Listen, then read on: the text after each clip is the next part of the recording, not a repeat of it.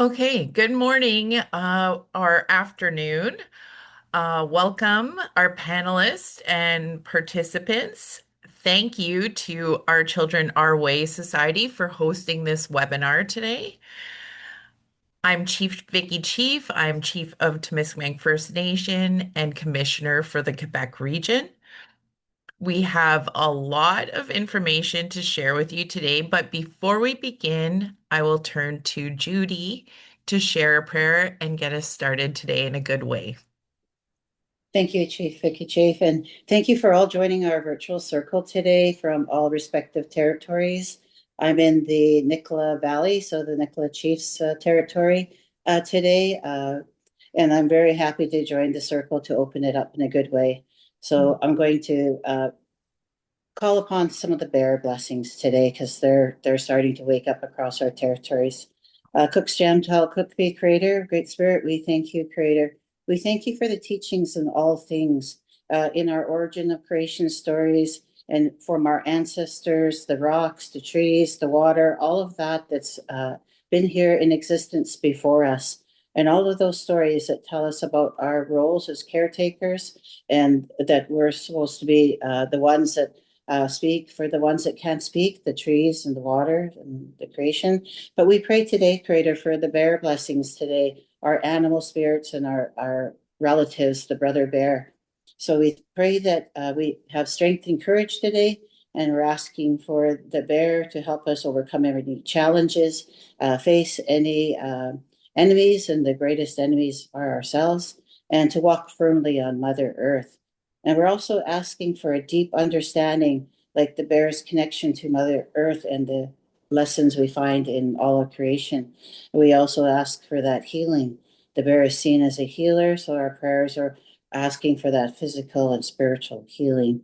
We also ask for the bear's protection. The bear is a land protector creator, and we want to be able to pray that we can have protection through our difficult times, and also that the bear will come to us when we need that support and help.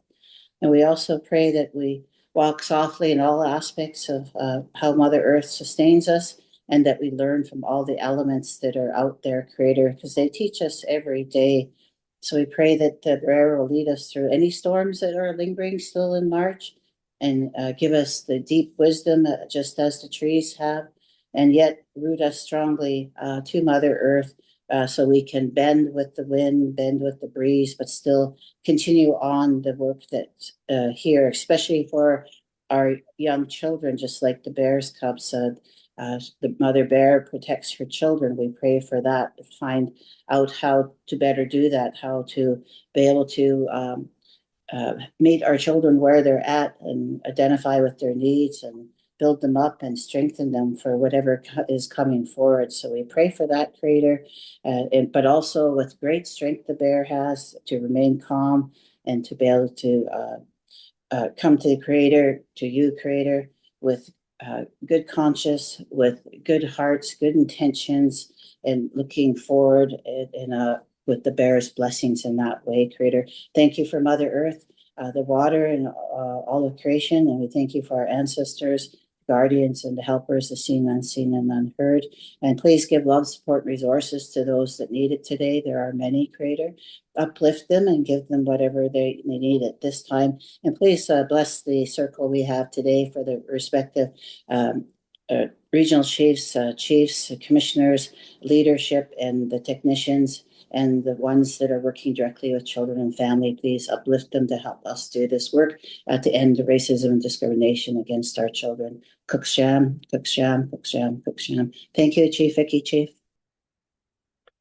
Miigwech for that beautiful prayer, Judy. So let's have a look at our plan for the webinar today. Kristen Wood, who is one of the NCC technicians from the Manitoba region, will provide an overview of the timeline of Canada working with the provinces and territories to deliver services to First Nations children. After that, she will provide a bit more information about what service level agreements are and clarifying what types of agreements we will be discussing today. We will then be going over how Canada sees service level agreements and talk about some past engagement at the national level that's has been led by Canada. What we know, what we don't know, the silo approach, overview of what the plans say.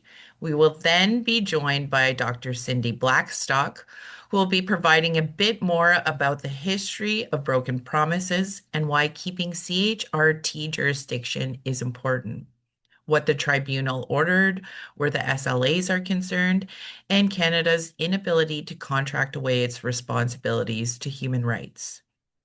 Before we dive into this material, I just want to make a few housekeeping points.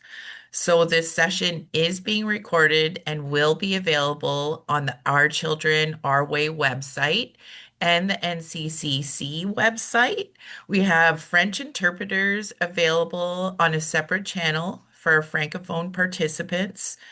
And just a reminder to our panelists, the interpreters are working hard to keep up, so please slow down. We will then have time for questions at the end. Please type your questions in the chat and I will read them out for our panelists. As disclosure, the First Nations Child and Family Caring Society is a co-complainant in the First Nations Child and Family Caring Society, ETAL versus Attorney General of Canada, T1340/7008 case. And we also need to make sure that everyone knows that as of this week, the NCCC has interested party status to the CHRT motion. So the material presented in this presentation is for information purposes only, and we encourage you to read the original documentation for further information purposes and for reference. So that being said, I would like to introduce Kristen Wood, the NCC technician for the Manitoba region. Kristen,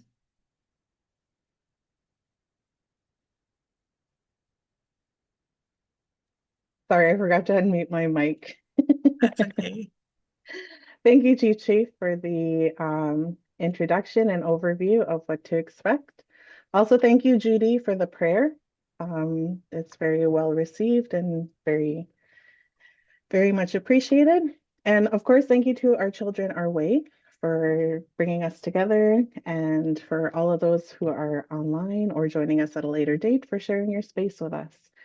Mishkiki Wedijnikaz, Pnimutang Dunji. My name is Kristen Wood.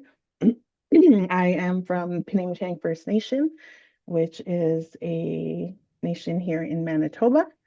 And I am coming to you today from Treaty 1 territory in beautiful Winnipeg, where the sun is shining and yeah, we're ready for spring. So yeah, let's get started here. I'm looking at our timeline. So we have our timeline here, and we are looking at sorry, I'm just pulling up my most revised notes here. I thought I had them in order just before I turned my mic on. Okay, here they are. Okay, so hopefully folks are familiar with the CHRT case at this point, but if not, we're going to do a bit of a high-level overview and summary in order to kind of um, bring everybody up to speed. So just to provide a little bit of context, let's talk about the timeline of developments around Canada's agreement with the provinces in the area of child and family services. The Canadian government has enabled provincial and territorial involvement in child and family services for a long time. In 1951, the Indian Act was changed to allow provincial laws to apply on reserve. The addition of Section 88 to the Indian Act paved the way for decades of apprehensions, including the 60s scoop. In 1965, the government of Ontario decided they wanted greater control over the CFS programs in Ontario using the argument that family services fell into provincial jurisdiction, even though a responsibility for First Nations was an area of federal jurisdiction. The 1965 Ontario Agreement was the result. After the 1965 agreement was in place, other provinces began to ask for control as well. In 1991, Canada put in place Policy Directive 20-1. This directive required First Nations CFS agencies to have delegated authority from provincial and territorial governments to be eligible to receive funding from Canada or the provinces. This directive was supposed to provide equity, predictability, and flexibility in the funding of First Nations agencies. First Nations expressed concern that the structure and amount of funding found in Directive 20-1 was problematic, but Canada put the directive into action anyway. Nations without delegated agencies were subject to the provincial bureaucracy intervening in their families. Between 2000 and 2005, there were a joint review of these CFS policies conducted with the AFN, First Nations agencies, and Canada participating. The report confirmed that what nations had been saying all along, that Directive 20-1 was not working. In 2007, the Enhanced Prevention Focus Approach, or the EPFA, was launched in Alberta. It was then expanded to some, but not all, provinces between 2007 and 2016. Quebec, Manitoba, and PEI also took part in the EPFA, which was considered to be an active study pilot project. In January 2016, in response to the 2007 complaint by the AFN and the Caring Society, the CHRT found that Canada discriminated against First Nations children and families living on reserve and in the Yukon by underfunding the FNCFS program, or the First Nations Child and Family Services program. The tribunal ordered the department to cease its discriminatory practices and to reform program and the 1965 agreement in Ontario to reflect the findings in their 2016 CHRT2 decision. Management of the programs was also found to be problematic. While the decisions did not specifically direct IST to reform any provincial territorial agreements other than the 1965 agreement with Ontario, the CHRT did clarify in subsequent orders that ISK was to update its policies, procedures, and agreements to comply with the panel's findings in the decisions. In response to the February 2018 ruling, Canada immediately began to cover the actual costs of prevention, intake and assessment, legal fees, building repairs, child service purchases, and small agency costs in all areas. Retroactively to January 2016, and going forward until an alternate funding system is in place. In addition, beginning April 1st, 2022, under consent order, the 2022 CHRT 8, Canada implemented a series of immediate measures, including funding for post-majority care up to and including age 25 in all provinces and the Yukon, funding IFSDs, further research, and funding prevention least disruptive measures at $2,500 per capita on reserve and in the Yukon. These changes are still in place because the CHRT orders are considered to be permanent injunction to the tribunal, meaning there is no expiry date unless the tribunal orders one. Funding has increased under the CHRT orders to nations, agencies, and the provincial and territorial agreements, because the funding for non-delegated nation goes directly to these governments. However, the policies and procedures still limit the scope of how the funding can be used. The NCCC has been trying to determine whether the provincial governments keep these funds in a dedicated account to ensure that they're actually being used for First Nations children, but have not been able to do so quite yet. In 2021, the AFN, Canada, and the Caring Society, the Chiefs of Ontario, and the Anishinaabe Aski Nation entered into an agreement in principle that led to the draft final settlement agreement. the Caring Society had to step away from the process to pursue a non-compliance motion against Canada on Jordan's Principle in 2022. Canada started funding regional engagements in or around 2022, 2023 to find out what nations wanted to see changed in the service level agreements or added that Canada had with provinces. We don't know how many regions participated in these engagements at this time, but we do know from several jurisdictions is that Canada did not directly inform nations that the engagements were linked to an active case in front of the Human Rights Tribunal. Last summer, the tribunal ordered Canada to let them know if it was going to go back to the negotiation table with the nations in Canada. Oh, and Canada said there was no point because it had already engaged and gone through negotiations for the agreement in principle and the final draft settlement agreement of 2024 with AFN, Chiefs of Ontario, Anishinaabe Nation. Chiefs of Ontario and the Anishinaabe Nation had submitted an agreement they had made with Canada to the CHRT for approval.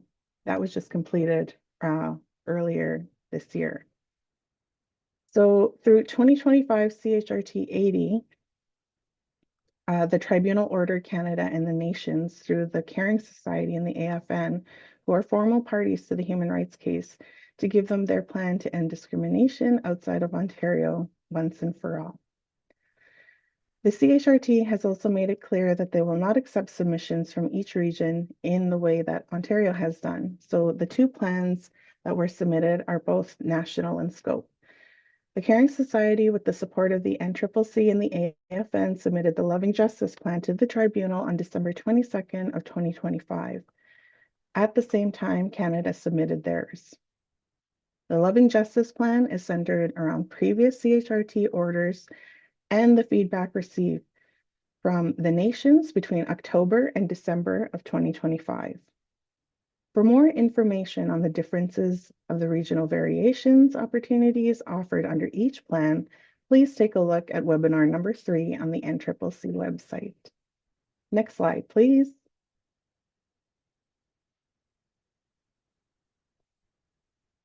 Thank you. So now we're going to take a look into what are service level agreements. So the term service level agreements is a relatively new one that Canada has started using in the past few years. So we want to be sure that everyone is on the same page before we move forward. ISC provides funding to First Nations Child and Family Services agencies and service providers, which Canada says are established, managed, and controlled to some degree by First Nations and delegated by provincial authorities to provide prevention and protection services. In areas where the agencies do not exist, ISC funds services provided by the provinces and Yukon. As of April 1st, 2022, ISC also provides funding directly to First Nations for the delivery of First Nation FNCFS services. These services are provided in accordance with the legislation and standards of the province or territory of residence. As of January 1st, 2020, service providers delivering child and family services to Indigenous children must also comply with the national principles and minimum standards set in an act respecting First Nations Inuit and Métis children, youth, and families, or also referred to as Bill C-92. ISC uses a prevention-based funding model to support early intervention and alternatives to Western models of institutional care and foster care, such as the placement of children with family members in a community setting. Excuse me. So there are 4 types of agreements nations and agencies might be familiar with. One of them is the contribution agreements. These are funds that are transferred to nations that are subject to the terms and conditions that Canada sets for them. Nations sign baseline agreements every 5 years and then sign amendments to those agreements as more funding becomes available. The amendments currently cover items such as post-majority services, band rep services, and other items that are seen as add-ons. to the basic prevention services provided. Service, as mentioned earlier, service level agreements is a new term for this agreement between provinces and Canada. They are separate from standard federal transfers of funding to the provincial and territorial governments. Most federal transfers are because of a historical accident. When the Constitution of Canada was initially created, provinces were given jurisdiction over local matters, but the federal government was given most of the ways to raise the money.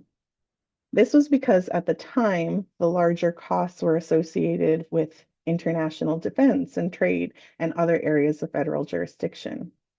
Over time, as the level of service expectations increased, with the development in medicine and more sophisticated local infrastructure, the provincial and territorial governments required more funding to be able to take care of things in their area of jurisdiction. Canada therefore collects the money using the means available to them and transfers it to local governments. Most transfer monies from the federal government are left largely to the discretion of the provinces as to how they are spent. Transfer of funds for First Nations children are different in that they are supporting the provincial delivery of services in an area of jurisdictional responsibility held by the federal government. The provinces are bound by the terms of the agreement they sign with Canada to deliver these services on Canada's behalf. And each jurisdiction that has this kind of agreement has different terms that describe how the funds can be spent. Even under these agreements, the provinces are still not required to undertake the level of reporting that is asked of First Nations and their agencies. Nations are also telling the NCCC that the levels of reporting required by Canada on prevention funds differs between regions. By asking the CHRT to require Canada to ensure its agreements with the provincial and territorial governments are in line with the principles set out by First Nations in the Loving Justice Plan, 3 out of these 4 agreements would be likely to change. Next slide, please. All right, so service level agreements are currently in place between Canada and 5 other regions, 5 other jurisdictions. This is Newfoundland, Labrador, Yukon, Alberta, British Columbia, and Ontario. 2 provinces, Saskatchewan and Quebec, receive funds from Canada for the delivery of some services, but did not have a formal agreement in place. 6 provinces and territories do not have service level agreements and provide child and family services to First Nations through existing agencies or other arrangements. That's Manitoba, Nova Scotia, New Brunswick, Prince Edward Island, and Northwest Territories and Nunavut. The chart and the next chart are from a presentation created to discuss service level agreements with the nations in 2023. And so you'll notice on the charts that there's some highlighted portions where there's some information that is still to be complete. So the tables of information is a brief overview from Canada's perspective. So this is the first table that's on the screen. There is a second table that will be coming up. Next slide, please. And this provides the second portion of those who currently do not have service level agreements in place and provides a bit of an overview about the agreements that they do utilize in order to provide the services in their regions. So this table of information is just, again, a brief overview from Canada's perspective of how these processes look. They were, again, provided through service level engagement sessions in 2023. And currently it is not known if there are engagement territories or engagement tables, sorry, in the Northwest Territories or Nunavut. We do note that these are 2 jurisdictions that fall outside of the scope of the CHRT orders. However, the content is, so if anybody has any information or the status of circumstances in the province or territory, that would be that are not included or covered in those highlighted portions, please let us know, and we'd be happy to see if we could be of and it would be greatly appreciated. All right, next slide, please. So we also wanted to provide a bit of a visual, also shared by Canada in their engagement sessions, of how you'll notice that on the slide it says CFS past model, but really this is like the current model and how things are kind of flowing as we speak. And this is what they say will remain in effect until long-term reform is implemented. So we just wanted to provide a bit of a visual context to have an understanding about what these service level agreements are and what they've kind of been. This is how they're described and what was happening with their agreements previously or currently as well. The challenges are also highlighted in the green box, and these are described here by Canada, and they are in line with some of the major concerns shared by the nations and the agencies. So the CHRT is being asked to decide not only funding levels, excuse me, but the guiding principles that will be used to authorize the expenditures. So Canada has admitted that the SLAs are not standardized. They were negotiated at different times and they are varied across jurisdictions, and they include different delivery and compensation models. Excuse me. SLAs are bilateral agreements between Canada and provincial and Yukon governments. They are not trilateral, meaning that these agreements did not and currently do not include an option for First Nations to be included if they wish.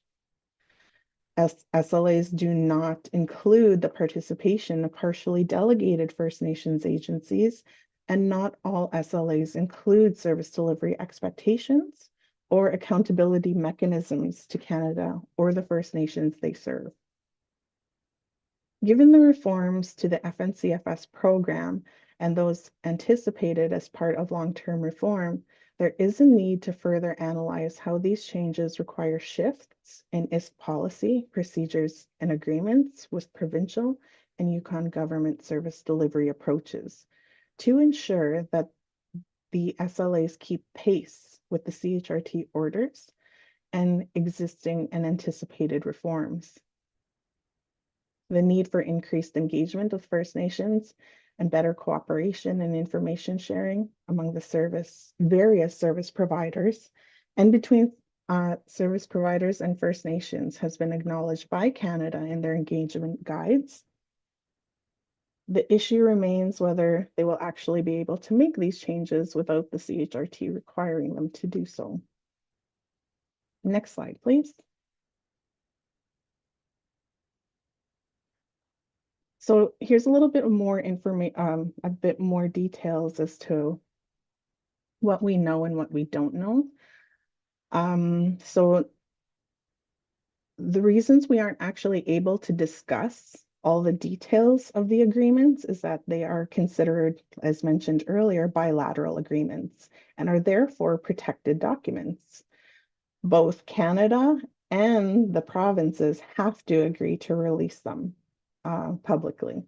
Some of the agreements have been accessed through freedom of information requests, but they have been heavily redacted. Unredacted versions of some were made accessible to the tribunal panel itself, but are still not available to the public. Some agreements cover other types of funding outside of CFS, such as income support and disability services, but we don't know for sure which ones do that. What is public is not current. We know some aren't current because some updates were filed with the CHRT, but they aren't allowed to be shared. We know the agreements have been updated to capture the recent CHRT rulings that have demanded the funding levels increase. However, none of the SLAs have been formally renegotiated as Canada is waiting the outcome of the CHRT orders on long-term reform. Canada refuses to post the updated agreements with Alberta, for example, on the basis that the release could be injurious to the conduct of the Government of Canada of federal provincial affairs because the information covers strategy or tactics adopted by the Government of Canada relating to the conduct of federal provincial affairs as referenced by the Freedom of Information Act.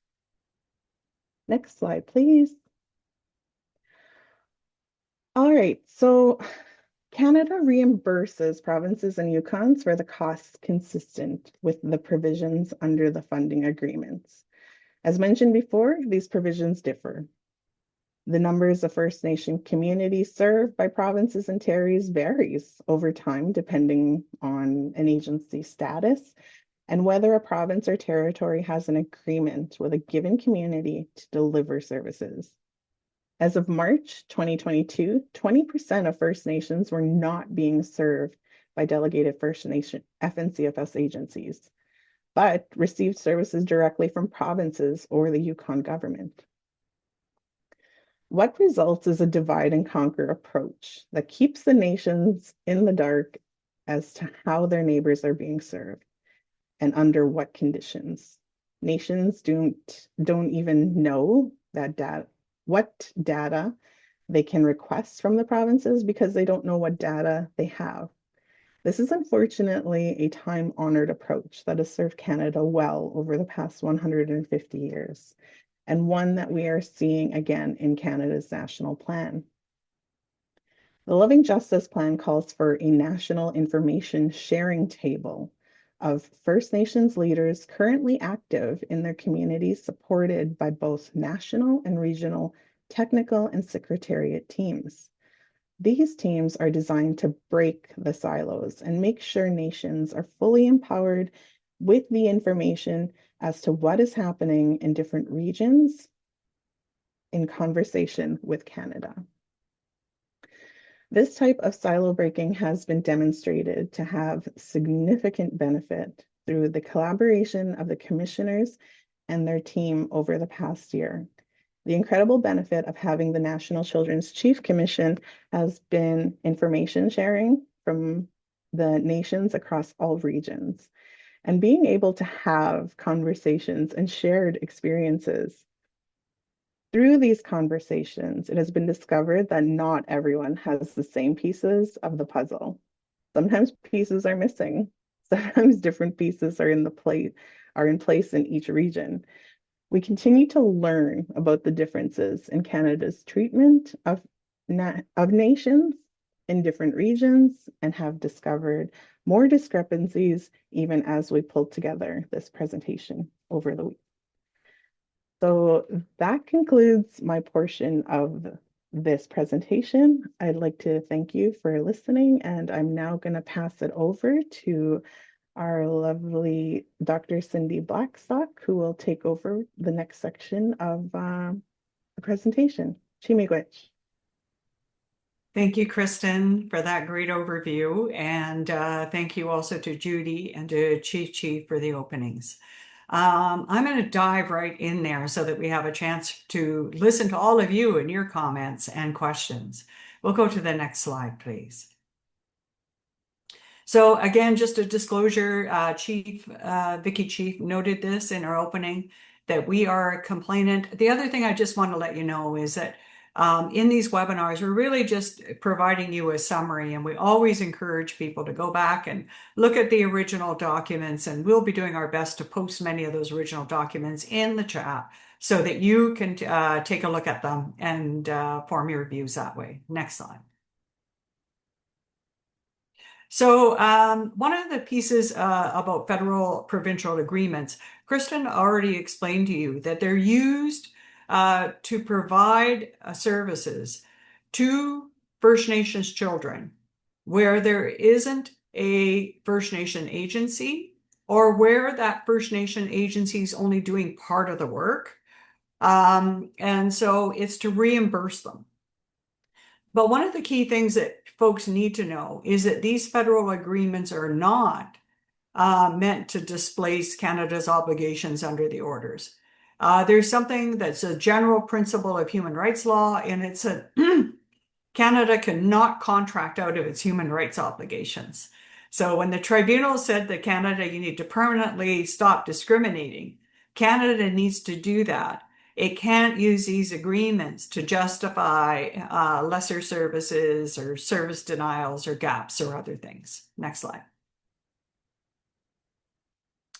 So why do these things matter is because we have it can actually fragment service delivery and leave you with an incomplete understanding of what's actually happening on the ground for your children in terms of funding from Canada.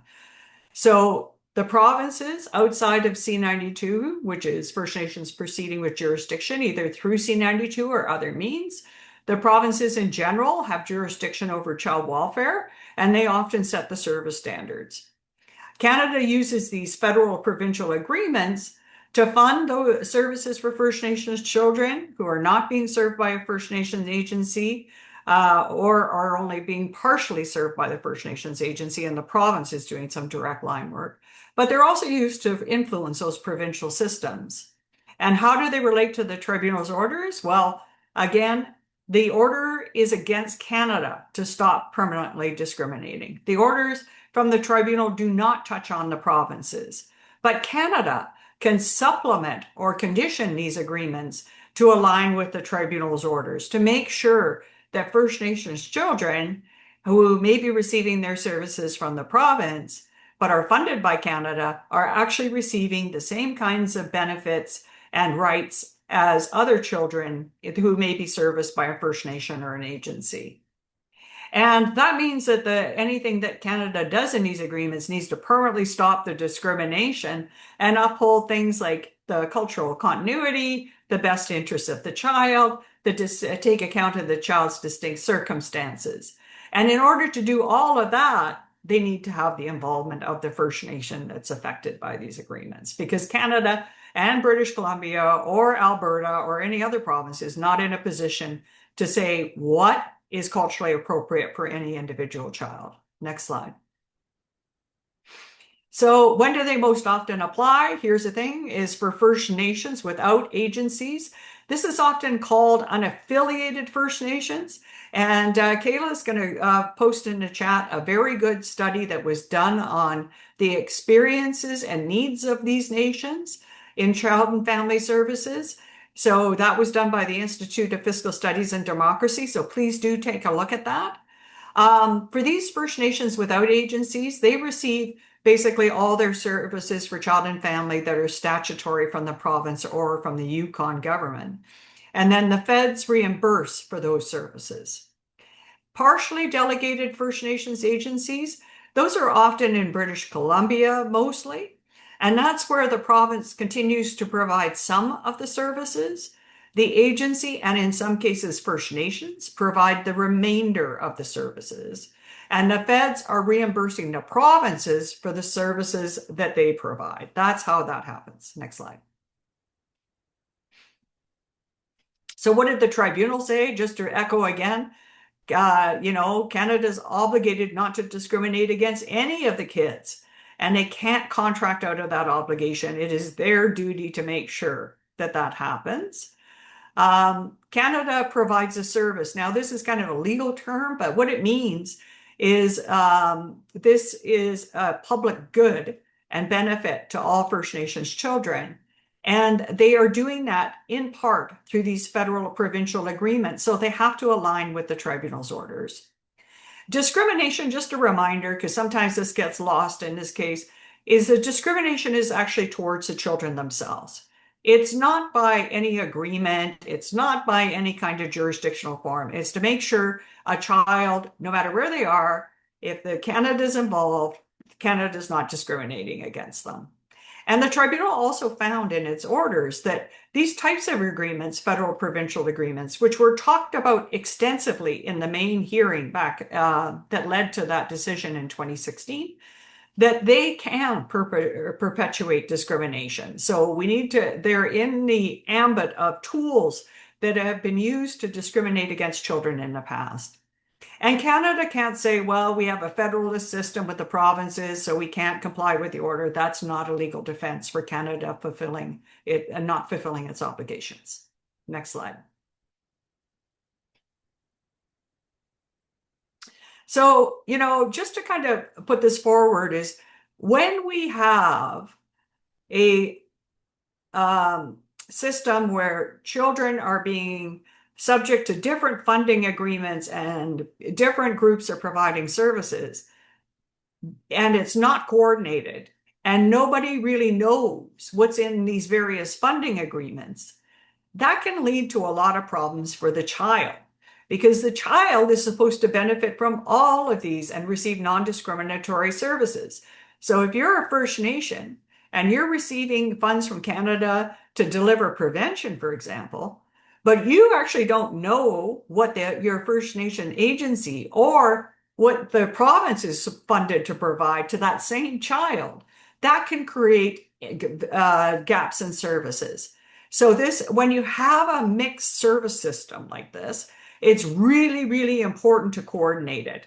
Otherwise, children can really fall through the gaps, and that's not something we want.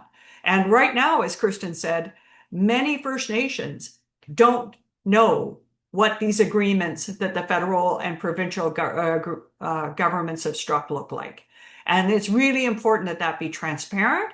It's really important that First Nations are at the table and that those are tailored to ensure that First Nations children are not discriminated against. Next slide. So when you have this coordinated system where there's transparency, where all of the federal funding agreements are outlined and they're all coordinated, then children can really benefit from a holistic service system. And that's really important. And I would also say, as these service things evolve, even with First Nations taking on a greater role in direct line service delivery, et cetera, this level of coordination is really, really important. Because if it is not coordinated, what we have seen in the past is that can lead to more children going into care because one hand doesn't know what the other hand is doing. Next slide. So again, I just can't emphasize this enough. I'm going to keep on saying it, is that Canada can't contract out of its human rights obligations, even where services are delivered by First Nations agencies or provinces. Canada has a duty to make sure that it's setting those service providers up for success for to ensure that First Nations children are not discriminated against. And there needs to be enforceable minimum standards across all these different service streams to make sure the gaps are filled. Next slide. So just to give you a sense of what Canada's own document showed during the main trial is that this is actually one of the documents from Canada itself that it wrote and was disclosed and produced in evidence at the tribunal. And what these documents showed is that inadequate federal funding could force then agencies, because we didn't have First Nations delivering services before the tribunal, in large part, the inadequate federal funding could force agencies to collapse. And that would mean that the provinces would have to step in. And the Canadian government at that time would be willing to pay the provinces more money. And in fact, as you're going to see, they were paying the provinces more money. The provinces had much more flexibility in how they use the money in these agreements than First Nations or agencies did, and far less reporting. And Canada would frame the services to the provinces as being, they need to be reasonably comparable to what other Canadians get. Why is that a problem for us? Well, that's not substantive equality. Remember, reasonably comparable kind of links to the idea of basic equality. It doesn't account for all the harms that First Nations children are dealing with, the legacy of residential schools, the inadequate funding from the federal government on housing, mental wellness, and all those other things. That we need added support in order to make sure our kids have the same chance. Next slide. So here's an actual screenshot of one of the exhibits. And what Canada was doing here is they were actually taking the funding approaches it was using with First Nations agencies at the time. We don't know the exact date of this document, but it's somewhere between 2007 and 2013. But what they were doing is they were applying the First Nations funding approach that Canada uses onto the provinces. And in this case, you can see that they had two funding approaches. One was 20-1, Directive 20-1, which everybody was basically on until about 2007 when they started to slowly roll out this other approach known as EPFA. But no matter what, if they applied that either First Nations agency funding formula onto the provinces would get a substantially less money. What does this tell us? Well, Canada was willing to pay non-Indigenous governments to deliver services to our kids, the same services agencies were required to deliver, and pay them more. And that in itself is a reason for serious concern. Next slide. So we know, again, just this marker that no matter what agreements Canada enters, it can't contract out of its human rights obligations. The agreements are judged on whether or not they have non-discriminatory outcomes for kids. Funding is not a compliance on its own. It has to be how it's structured. Is it actually structured in a way that gets at that particular child's needs and make sure the discrimination stop? The federal government cannot say, well, we got the provinces to deal with, so we can't possibly comply. That's been ruled out. And one of the key risks that I raise with Canada's plan is that it's really trying to convert rights, the right to non-discrimination, the rights for First Nations into a program and convert largely the role of First Nations leadership in decision-making to simply being implementers with Canada's plan. And regarding these regional agreements, it's not clear at all what Canada is going to do to ensure that children served under these federal provincial agreements will benefit from minimum human rights standards. In fact, we don't see very much about that in Canada's plan in terms of national independent human rights standards being upheld. We do see those in a very strict way in loving justice. It is rights-based, it was crafted to be rights-based, and it also has strong accountability measures for Canada, regardless of whether they're getting a province to fund it or First Nations or agencies. Everyone needs to be set up for success because success means meeting that particular child's needs and they're not falling through the gaps. Next slide. So one of the things, I've heard time and time again, Kristen opened with the slide of the 30-year history of this case, 30 years plus. I've lived through that. You can probably see through various photos as I get older and older and older. And I hear sometimes people say, we can settle for this agreement. We'll do it's the best we could get. And if it doesn't work out and Canada doesn't follow through, then we can just file another human rights case. But I think it's really important to understand the monumental effort and collective effort, I really want to emphasize that, of so many people, even before this case was filed, that's needed to carry off a piece of litigation against Canada.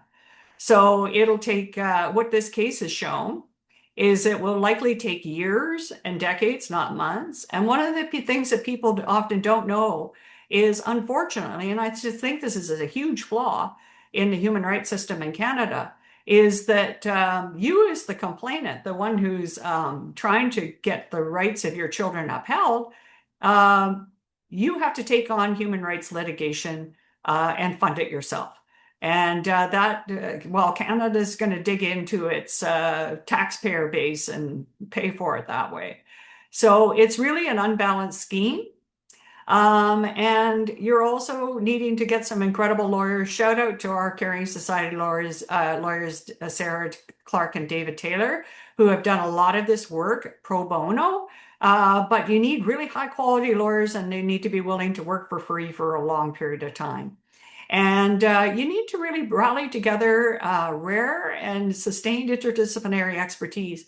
And I can say that from my perspective, it's been an absolute pleasure and learning opportunity, frankly, for me, working with the experts at the National Children's Chiefs Commission and the commissioners. So, all this to say that it's not as easy. It doesn't mean it's not possible, but you need to kind of think through these fallback positions if Canada does not follow through with its agreements. And sadly, that has been Canada's track record on many First Nations arrangements, treaties, and other things. And we've had 37, I think, procedural and non-compliance orders in this case. So just be wary when Canada wants to end the jurisdiction of the tribunal, or it wants to replace that jurisdiction with alternative measures, dispute measures that actually don't have a lot of binding authority or can't deal with systemic cases. This whole idea of just starting again with a new case needs to be really taken into consideration and thought through. That concludes it for me, and I'm really looking forward to your questions. Thank you.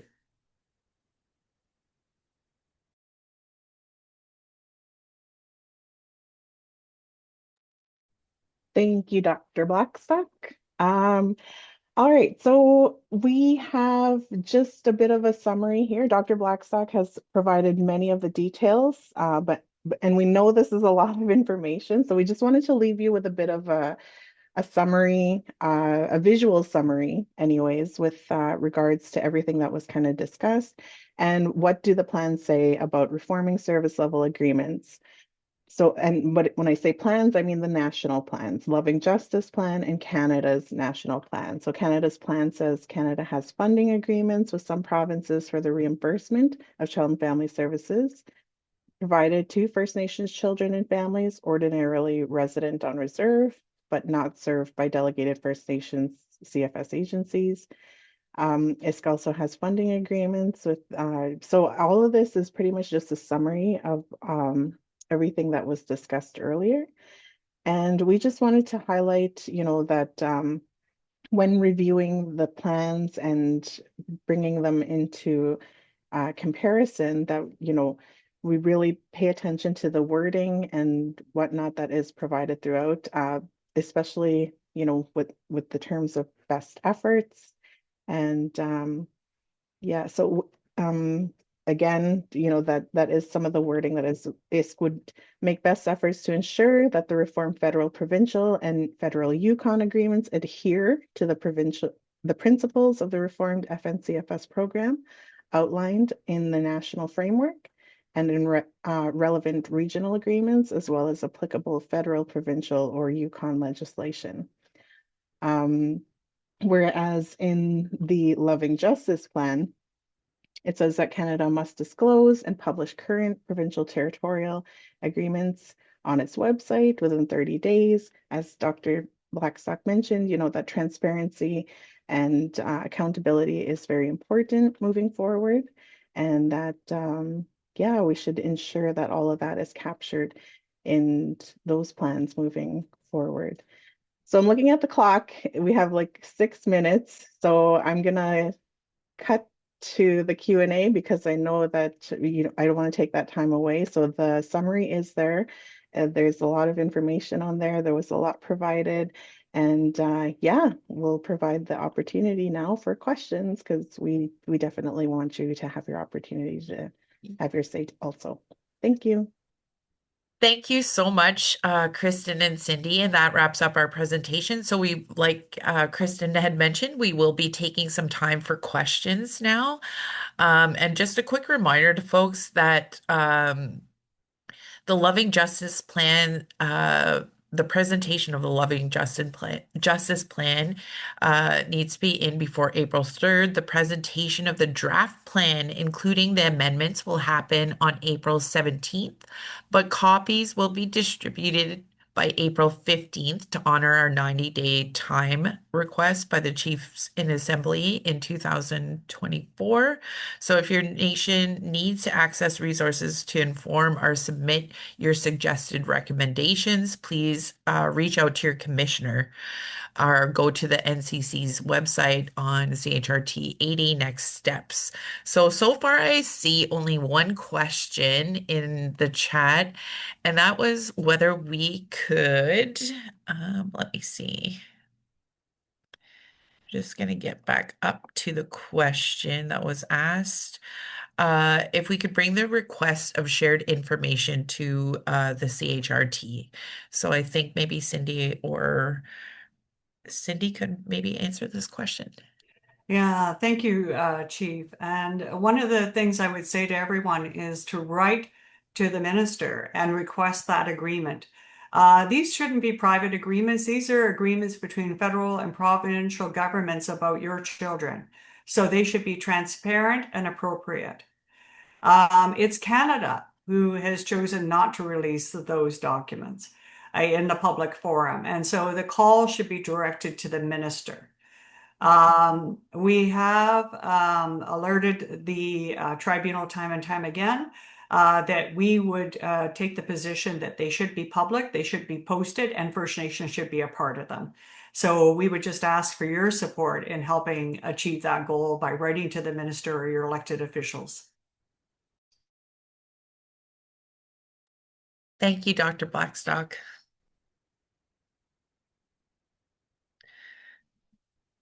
I'm not seeing. Okay.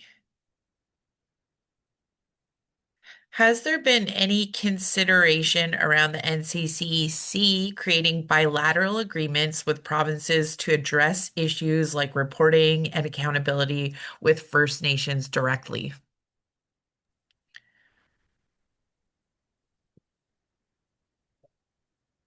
Hi, Chief Wiki Chief. It's Richard Gray, Hi, NCCC Richard. Tech for Quebec region. I can take this question on. Perfect. Absolutely, but I would even go farther. I would encourage communities themselves when discussions in the presentations were presented earlier about First Nations communities delivering prevention services themselves and service providers from outside, be them CFS agencies or even provincial service providers, that First Nations communities engage with those service providers directly to work on collaboration agreements or information sharing agreements. So we would definitely encourage that to happen at the local level at the same time.